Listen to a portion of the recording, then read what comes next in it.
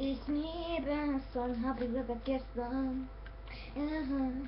Ich liebe es sofort. Ich liebe es, ihr Mann, ich liebe es und und Wasser kommt rein. Mit noch ein Stapel der Klamotten. Hier nicht passen. Also, ich mag das halt, weil, man hat einen Ball dazu. Und da kann es reinfangen.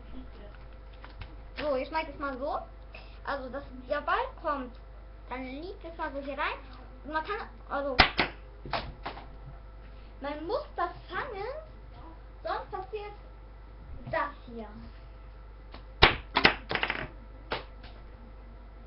Aber wenn man es fangt, passiert das hier. Oh.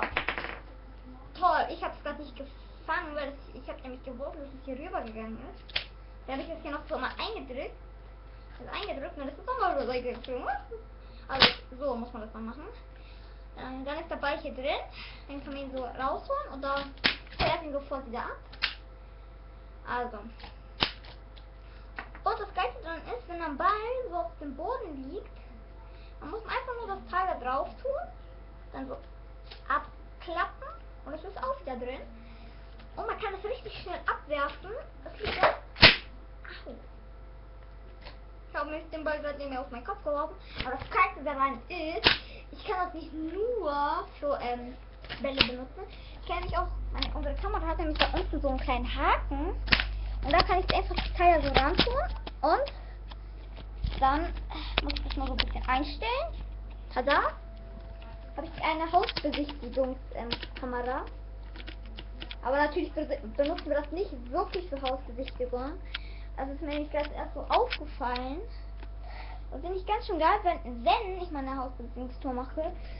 Und es gibt ja seit kurzer Zeit die Ice Bucket Challenge. Und da will ich die machen. Aber ich warte erstmal bis da drauf. Also wenn ich mich in einem Monat niemand taggt, tagge ich mich selber. Oder dann tagge ich irgendjemanden. Also ein Tschüss und ciao.